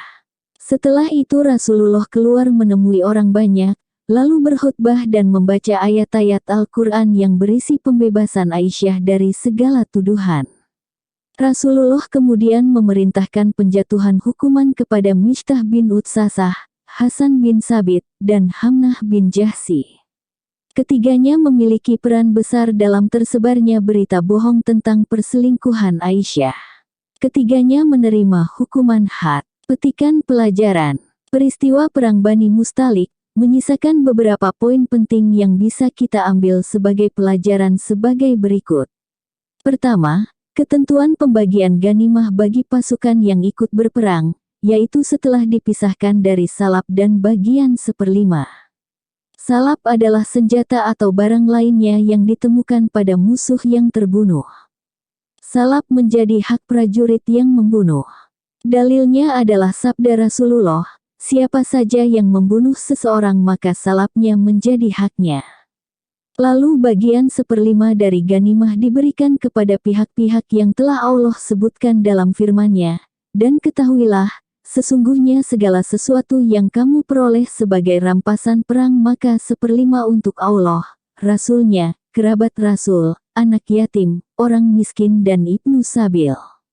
Quran Surah An-Anfal ayat 41. Dan bagian 4/5 sisanya diberikan kepada anggota pasukan, sebagaimana telah dipraktikkan Rasulullah. Para imam mazhab sepakat, ketentuan pembagian ganimah seperti ini hanya berlaku pada ganimah yang berupa harta bergerak. Namun pada ganimah yang berupa tanah atau lahan, mereka berselisih pendapat sebagaimana telah kami kemukakan di awal saat membahas harta fai dari Bani Nadir. Kedua, hukum azal ketika bersenggama atau pembatasan kelahiran. Termasuk dalam pengertian ini adalah pengguguran sperma atau gumpalan darah bakal janin sebelum ruh ditiupkan, atau yang pada zaman sekarang dikenal dengan istilah tahdid al-nas. Hadis yang kami sebutkan di sini jelas-jelas menyebutkan bahwa azal diperbolehkan. Ketika ditanya beberapa sahabat mengenai hukum azal, Rasulullah menjawab, kalian tidak berdosa bila melakukannya. Dalam redaksi Muslim, tidak ada dosa bagi kalian jika melakukannya. Hingga hari kiamat nanti, tidak ada satu jiwa pun yang ditetapkan ada kecuali pasti akan ada. Artinya, kalian tidak wajib meninggalkan azal. Sebab apa yang ditakdirkan Allah terjadi, pasti akan terjadi. Tidak ada satu upaya pun dari kalian yang bisa menggagalkannya. Hadis ini dipertegas lagi oleh riwayat Al-Bukhari dan Muslim dari Jabir yang berkata, kami biasa melakukan azal di masa Rasulullah, sementara ayat Al-Quran masih turun. Dalil-dalil tersebut yang menjadikan mayoritas ulama sepakat bahwa azal boleh dilakukan. Hanya saja, mereka menetapkan syarat persetujuan istri untuk itu, mengingat kemungkinan adanya kemudaratan bagi si istri akibat azal. Tetapi azal dimakruhkan ketika melakukannya dilandasi alasan takut menafkahi anak yang akan lahir atau takut berkurangnya rezeki. Ibnu Hazm mengemukakan pendapat berbeda. Menurutnya, azal mutlak diharamkan. Dasar pendapat Ibnu Hazm ini adalah riwayat Muslim yang menyatakan bahwa Rasulullah pernah ditanya tentang hukum azal dan menjawab, itu sama seperti pembunuhan tersembunyi. Ibnu Hazm juga mengutip beberapa hadis lain yang semuanya mauquf, yakni rantai periwayatannya terhenti pada sahabat. Di antaranya hadis yang diriwayatkan olehnya sendiri dari jalur Nafi bahwa Ibnu Umar tidak pernah melakukan azal, bahkan berkata, andai aku mengetahui seorang anakku melakukan azal, pasti aku akan menghukumnya dengan berat. Hadis lainnya yang juga diriwayatkan Ibnu Hazm sendiri, dari jalur Al-Hajjaj bin Minhal bahwa Ali bin Abi Thalib membenci azal. Berkenaan dengan hadis dari Jabir yang dijadikan kalangan mayoritas ulama sebagai dalil diperbolehkannya azal, Ibnu Hazm menyanggahnya dengan mengatakan bahwa hadis tersebut berstatus mansuh, yakni telah dihapus oleh hadis lain. Setelah mengutip pendapat Ibnu Hazm ini dalam Fathul Barinya, Ibnu Hajar berkata, pendapat ini bertabrakan dengan dua hadis. Hadis pertama adalah hadis riwayat At-Tirmidzi dan An-Nasai dari jalur Makmar, dari Yahya bin Katsir, dari Jabir yang berkata, kami memiliki beberapa budak perempuan dan kami biasa melakukan azal. Orang-orang Yahudi lalu berkata, itu pembunuhan kecil. Hal ini kemudian diadukan kepada Rasulullah. Beliau bersabda, orang-orang Yahudi berdusta. Jika Allah berkehendak menciptakannya, engkau takkan pernah bisa menghalanginya. Ibnu Hajar melanjutkan, adapun hadis kedua adalah hadis serupa riwayat An-Nasai tetapi dari jalur lain, dari Muhammad bin Amr dari Abu Salmah, dari Abu Hurairah. Hemat kami, sabda Rasulullah, itu sama seperti pembunuhan tersembunyi, bukan menunjukkan arti pengharaman yang mutlak. Namun sabda ini mengacu pada hadis-hadis lain yang berstatus sahih, bisa dimaknai pengharaman yang bersifat tanzih atau kurang tegas, sebagaimana yang dikemukakan oleh mayoritas ulama. Mengenai pernyataan Ibnu Hazm bahwa hadis-hadis yang memperbolehkan azal berstatus mansuh sebenarnya dapat dimentahkan dengan hadis riwayat ahli hadis yang 6 selain Abu Dawud dari Jabir yang berkata, kami biasa melakukan azal di masa Rasulullah, sementara ayat Al-Quran masih turun. Dalam riwayat Muslim terdapat tambahan redaksi, hal itu sampai ke telinga Rasulullah, dan ia tidak melarang kami. Seandainya hukum diperbolehkannya azal itu tidak berlaku sampai Rasulullah wafat, tentu saja Jabir tidak akan mengungkapkan perkataannya itu dan akan menjelaskan hukum lain yang menjadi ketetapan final dalam masalah tersebut. Adapun hukum menggugurkan nutfah, yakni bakal janin sebelum peniupan ruh, itu sama seperti hukum azal. Namun sebagian ulama yang memperbolehkan azal, mengharamkan pengguguran nutfah. Mereka berpendapat demikian barangkali karena mereka enggan melakukan kias, atau menganggap gumpalan daging bakal janin lebih dekat dengan bentuk atau wujud manusia daripada nutfah yang belum menggantung di rahim. Pendapat seperti ini tidak jelas sebab dan alasannya. Namun jika alasan pengharaman pengguguran nutfah adalah untuk menghindari mudarat yang mungkin menimpa tubuh si ibu pemilik nutfah, maka pendapat tersebut bisa dibenarkan dan diterima. Setelah mengetahui hukum azal dan semisalnya, pembaca tentu juga ingin mengetahui hukum yang menyangkut pembatasan kelahiran. Pembatasan kelahiran adalah penggunaan peralatan medis, sebagai ganti dari azal untuk mencegah kehamilan. Jadi tindakan membatasi kelahiran boleh dilakukan, asalkan menggunakan peralatan-peralatan medis yang diperbolehkan mayoritas ulama. Syarat lainnya tindakan tersebut tidak akan mendatangkan kemudaratan bagi istri, dan harus dilakukan atas persetujuan kedua belah pihak, suami dan istri. Kami tidak mendapati satu ahli fikih pun yang tidak sependapat dengan ini, kecuali apa yang diriwayatkan Al-Hafiz Waliyuddin Al-Iraqi dari Syekh Imaduddin bin Yusuf dan Syekh Izzuddin bin Abdussalam. Keduanya mengharamkan penggunaan semua jenis obat pencegah kehamilan bagi perempuan. Ibnu Hazm menambahkan, meskipun itu dilakukan istri atas persetujuan suaminya. Menurut kami, pendapat terakhir ini otomatis tertolak oleh dalil-dalil sunnah dan pendapat mayoritas ulama. Hanya saja, hal terpenting yang mesti kita ketahui hukum diperbolehkannya azal atau yang sekarang dikenal dengan istilah tahdid al-nas harus bergantung pada kerelaan kedua belah pihak, yakni suami istri tanpa adanya unsur paksaan atau arahan dari pihak luar. Sebab, sesuatu yang boleh dilakukan individu kadang tidak boleh dipaksakan untuk dilakukan sekelompok orang. Ketentuan ini merupakan kaidah fikih yang kesahihannya telah disepakati oleh seluruh ulama. Talak atau perceraian adalah sesuatu yang diperbolehkan bagi individu, jika itu memang dibutuhkan atau jika terdapat kemaslahatan yang mungkin bisa diperoleh. Namun, Seorang penguasa tidak boleh memerintahkan rakyatnya untuk menceraikan istrinya, baik dengan paksaan, permintaan, maupun arahan. Dalam konteks ini, ihwal talak sama dengan tahdid al-nas. Kaedah penting ini harus dipahami dengan baik agar pembaca tidak terombang-ambing oleh pendapat mereka yang kerap menyelewengkan penerbitan fatwa, yaitu mereka yang mengatakan, sunnah Nabi telah memperbolehkan tindakan tahdid al-nas.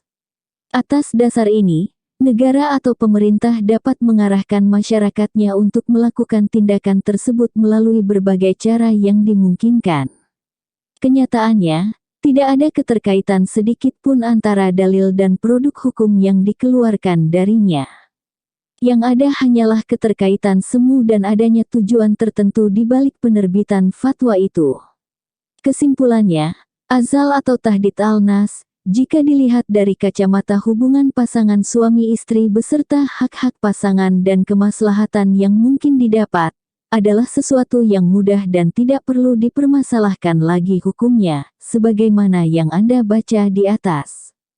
Namun jika perkara ini dilihat sebagai sebuah prinsip yang digalakkan secara masif dan sebagai dasar tujuan tertentu yang terus digembar-gemborkan lewat berbagai media, maka keduanya akan menjadi sesuatu yang sangat berbahaya dan perlu perhatian serius. Saat itulah kaum muslimin harus melawannya secara sadar dan aktif, selain dengan landasan pemahaman bahwa itu semua hanyalah akal-akalan musuh Islam.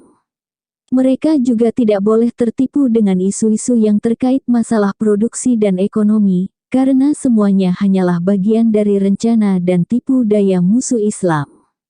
Ketiga, cara Rasulullah menyelesaikan masalah yang ditimbulkan oleh Abdullah bin Ubay bin Salul, sebagaimana yang telah kita ketahui di muka, menunjukkan kejeniusannya dalam mengatasi segala situasi sekaligus membina masyarakat dan menuntaskan segala persoalan mereka. Ucapan yang keluar dari mulut Abdullah bin Ubay sebenarnya sudah cukup menjadi alasan bagi Rasulullah untuk memerintahkan agar gembong munafik itu dibunuh. Namun, Rasulullah menghadapinya dengan bijak dan tidak tergesa-gesa. Beliau mencoba mendengar terlebih dahulu kegaduhan seperti apa yang telah terjadi, juga percekcokan yang mungkin timbul. Di sisi lain, dalam barisan pasukan kaum muslimin ada banyak orang munafik yang mencari-cari kesalahan untuk mereka pergunakan demi menikam kaum muslimin. Rasulullah menghadapi semua ini tidak dengan emosi yang meledak-ledak. Rasulullah hanya ingin hikmah yang mengaturnya. Tidak seperti biasanya, Rasulullah memerintahkan pasukan agar segera bergerak melanjutkan perjalanan ke Madinah. Tujuannya menghindarkan mereka dari duduk-duduk dan bergunjing. Hari itu mereka terus diperintahkan berjalan sampai larut malam, bahkan sampai memasuki hari kedua. Jadi tidak ada kesempatan bagi orang-orang munafik untuk menyelam lebih dalam ke laut kebatilan. Akhirnya, saat semuanya roboh mencium tanah karena letih, mereka langsung tertidur pulas tanpa ada kesempatan berbincang-bincang. Ketika rombongan telah tiba di Madinah, orang-orang menunggu tindakan tegas apa kiranya yang akan Rasulullah ambil terhadap orang-orang munafik. Namun satu hal yang pasti ada dalam pikiran mereka, Abdullah bin Ubay bin Salul akan dihukum mati. Sebab itu, Abdullah, putra Abdullah bin Ubay mendatangi Rasulullah dan menawarkan diri menjadi algojo bagi ayahnya, jika memang hukuman mati telah ditetapkan. Namun Abdullah sangat terkejut saat mendengar jawaban Rasulullah yang tak pernah terpikirkan olehnya, "Tidak, bahkan kami akan berlaku baik kepadanya dan memperlakukannya dengan lembut, selama ia masih tinggal bersama kami." Perhatikanlah alasan di balik sikap Rasulullah seperti itu, lewat perkataannya kepada Umar, "Umar, bagaimana jika nanti orang-orang akan bergunjing bahwa Muhammad telah membunuh sahabatnya sendiri?" Hikmah dari keputusan Rasulullah tersebut tergambar jelas dari sikap yang kemudian ditunjukkan orang-orang munafik kepada pemimpinnya sendiri, Abdullah bin Ubay. Setiap kali Abdullah bin Ubay hendak mengatakan sesuatu, mereka selalu memperingatkan dan mencercanya. Pembaca tentu sudah tahu, orang munafik mendapatkan perlakuan hukum yang sama dengan orang muslim, tetapi itu harus dibarengi kehati-hatian dan waspada terhadap mereka. Sebelum pembaca menyelami lebih dalam perihal kejeniusan Rasulullah dalam menghadapi dan menyelesaikan setiap masalah, kami perlu mengingatkan sekali lagi bahwa semua sifat dan kelebihan tersebut bersumber dari sifat kenabian. Semua itu ibarat cabang dari kedudukannya sebagai seorang nabi dan rasul yang diutus kepada umat manusia. Adalah keliru besar jika semua kelebihan Rasulullah tersebut diteliti dan dianalisa tanpa mengaitkannya dengan sumber utamanya, yaitu kenabian dan risalah. Cara keliru seperti inilah yang sering dipilih pelaku Ghazwu al-Fikr untuk memalingkan kaum muslimin dari kegiatan merenungkan misi kenabian Rasulullah, juga dipilih oleh orang-orang yang sudah terjerembab ke jurang taklid buta. Keempat, hadis al-Ifki adalah satu-satunya model dari sekian banyak model serangan musuh-musuh Islam yang dilancarkan kepada Rasulullah. Serangan ini menjadi paling berat dan paling menyakitkan bagi Rasulullah. Itulah ciri khas keburukan yang bersumber dari ulah kaum munafik. Keburukan yang mereka timbulkan pasti selalu lebih menyakitkan dan lebih berbahaya. Sebab, mereka memiliki kesempatan dan alasan yang jauh lebih memadai dibanding orang lain. Hadis al-Ifki adalah bentuk tunggal dari satu serangan yang tidak bisa dilancarkan selain oleh mereka. Kasus hadis al-Ifki menjadi sesuatu yang paling menyakitkan bagi diri Rasulullah. Ujian-ujian yang beliau hadapi sebelumnya, yang sebagiannya telah kita bicarakan di awal, termasuk sesuatu yang bisa dan sudah diperhitungkan, dan beliau juga yakin mampu mengatasinya.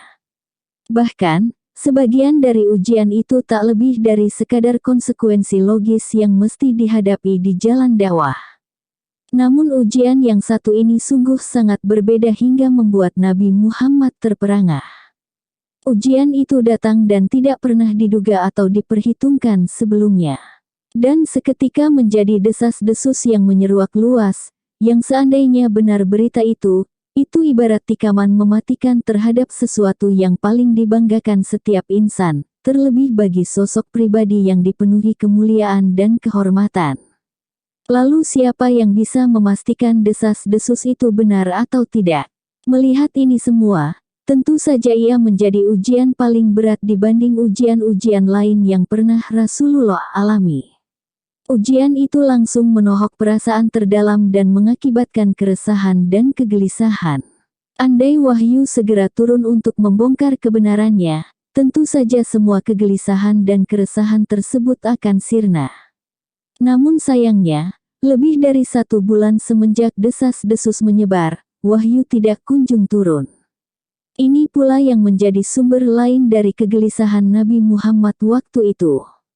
Bersamaan dengan itu, hadis al-Ifki membawa hikmah ilahiyah yang hendak menonjolkan sosok Rasulullah sebagai manusia biasa, lalu menyucikannya dari segala yang kadang bisa membuatnya ternoda. Makna kenabian Rasulullah mungkin akan ternoda, baik di mata sebagian orang yang mempercayai kenabiannya maupun yang tidak, andai peristiwa al-Ifki tidak terjadi. Peristiwa tersebut benar-benar mengguncang pribadi Rasulullah hingga memisahkan sisi kemanusiaannya dari sisi kenabiannya yang murni. Melalui peristiwa yang sama, makna kenabian dan wahyu juga ikut terpapar jelas di hadapan semua pandangan dan pemikiran sehingga tidak menyisakan ruang sedikit pun bagi tercampur aduknya makna kenabian dengan makna apapun yang bersumber dari perasaan dan subjektivitas. Desas-desus itu mengguncang pendengaran Rasulullah sebagai sosok manusia biasa yang bertindak dan berpikir sebagaimana orang lain, di luar batas-batas ismah yang dimiliki para nabi dan rasul. Rasulullah menghadapi desas-desus itu sebagaimana manusia biasa. Beliau tidak mencoba menguak tirai kegaiban, mengorek isi hati orang, maupun mengetahui kebohongan yang ada di balik desas-desus itu. Seperti halnya manusia biasa, Rasulullah juga merasakan gelisah yang luar biasa, mencoba menimbang berbagai pendapat yang ada dan bahkan meminta saran dan masukan dari beberapa sahabat terkemuka. Hikmah ilahiyah dari penonjolan sisi kemanusiaan Rasulullah ini melalui penundaan turunnya wahyu hingga sebulan lebih, adalah agar manusia dapat mengetahui dua hakikat yang sama-sama penting. 1. Kedudukan Rasulullah sebagai Nabi dan Rasul tidak serta-merta menafikan statusnya sebagai manusia biasa. Jadi, orang mukmin tidak boleh beranggapan bahwa misi kenabian telah membuat Rasulullah melampaui batas-batas kemanusiaan, apalagi menisbatkan kepadanya sifat-sifat yang menjadi hak mutlak Allah semata.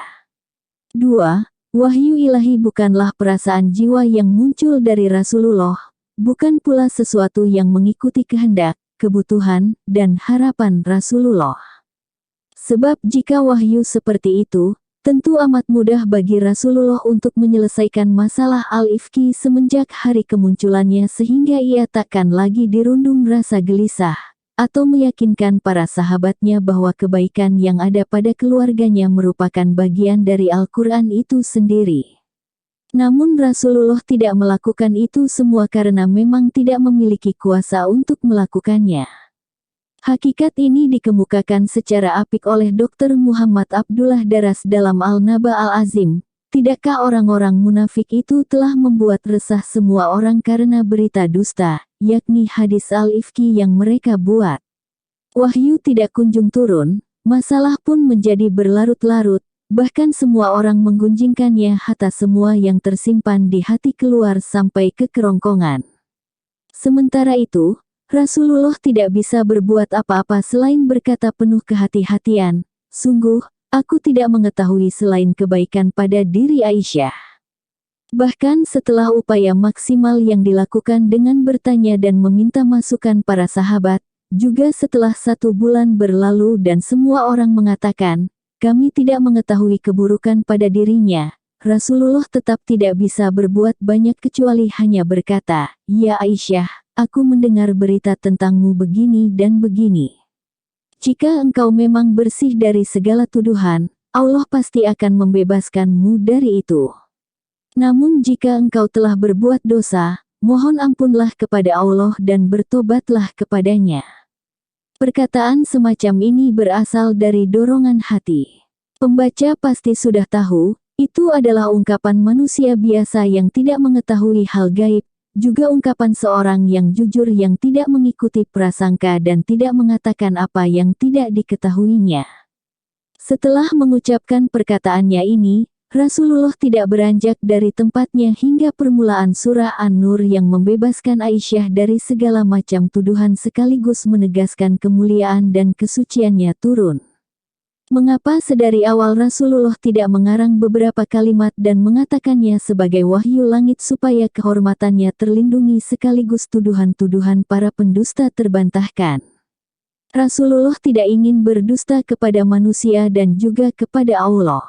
Seandainya Muhammad mengada-adakan sebagian perkataan atas nama kami, pasti kami pegang dia pada tangan kanannya, kemudian kami potong pembuluh jantungnya. Maka tidak seorang pun dari kamu yang dapat menghalangi kami dari menghukumnya. Quran Surah Al-Haqqah ayat 44-47. Aisyah adalah orang pertama yang mengetahui dua hakikat ini. Dia mengarahkan tauhid dan penghambaannya hanya kepada Allah, melupakan segala sesuatu dan siapapun selainnya. Oleh karena itu, ketika diminta ibunya agar berdiri dan berterima kasih kepada Rasulullah, Aisyah menolak dan menjawab, "Demi Allah, aku tidak akan berterima kasih kepadanya.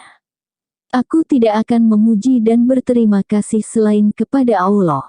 Dialah yang telah menurunkan ayat pembebasanku." Sepintas perkataan Aisyah ini tidak pantas atau kurang sopan diucapkan di hadapan Rasulullah. Namun situasi dan kondisi saat itu menuntut dirinya harus mengatakan itu.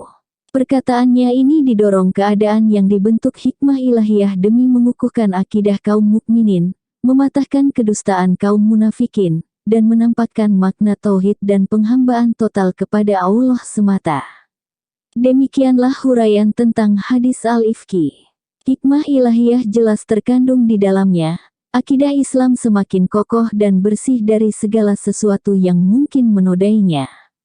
Itulah makna kebaikan yang diungkapkan Allah lewat firman-Nya, "Janganlah kamu mengira berita itu buruk bagi kamu, bahkan itu baik bagi kamu." Quran Surah An-Nur ayat 11. Kelima, peristiwa hadis al-ifki ini menunjukkan dalil syariat mengenai hukuman had bagi pelaku qadzaf, yakni menuduh zina perempuan mukmin. Seperti disebutkan di awal, Rasulullah memerintahkan untuk menghukum had bagi mereka yang terang-terangan menyebarluaskan berita dusta itu, yaitu dicambuk sebanyak 80 kali. Dalam poin ini, tidak ada yang perlu dipermasalahkan. Poin yang mungkin dipermasalahkan di sini adalah hukuman had tidak dijatuhkan kepada aktor utama di balik penyebaran berita dusta itu, yaitu Abdullah bin Ubay bin Salul. Abdullah bin Ubay lolos dari hukuman had, sebagaimana dikatakan Ibnu Al-Qayyim, karena Abdullah bin Ubay menyebarkan berita dusta tersebut secara licik. Dia menghimpun sebanyak mungkin informasi terkait, lalu menyebarkannya kepada khalayak secara rapi dan dengan mengatasnamakan orang lain. Dia tidak pernah menyebut secara eksplisit bahwa ialah yang menyebarkan berita itu semua. Seperti pembaca ketahui, hukuman had bagi pelaku qadzaf hanya bisa dijatuhkan kepada orang yang mengucapkan tuduhan secara eksplisit dan terang-terangan. Kita akan menutup pembahasan hadis al-ifki ini dengan kutipan 10 ayat Al-Quran yang telah membebaskan Ummul Mukminin Aisyah dari segala tuduhan sekaligus menistakan orang-orang munafik. Sesungguhnya orang-orang yang membawa berita bohong itu adalah dari golongan kamu juga. Janganlah kamu mengira berita itu buruk bagi kamu. Setiap orang dari mereka akan mendapat balasan dari dosa yang mereka perbuat.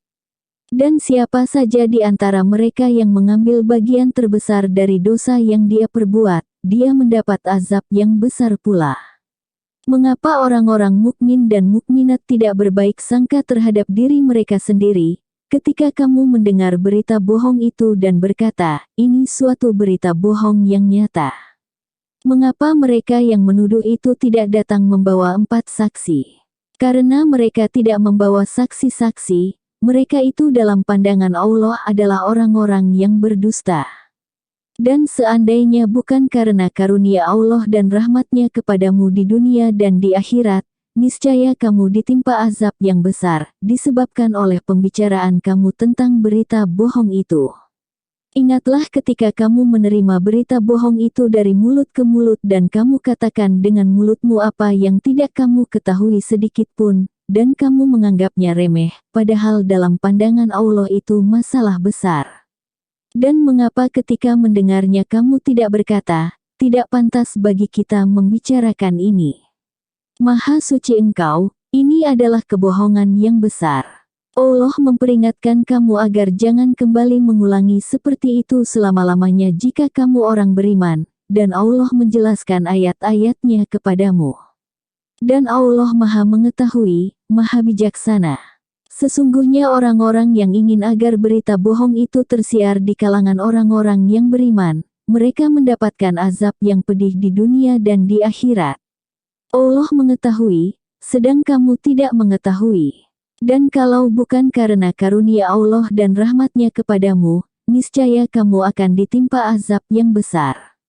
Sungguh, Allah Maha Penyantun lagi Maha Penyayang. Quran Surah An-Nur ayat 11-20. Bersambung.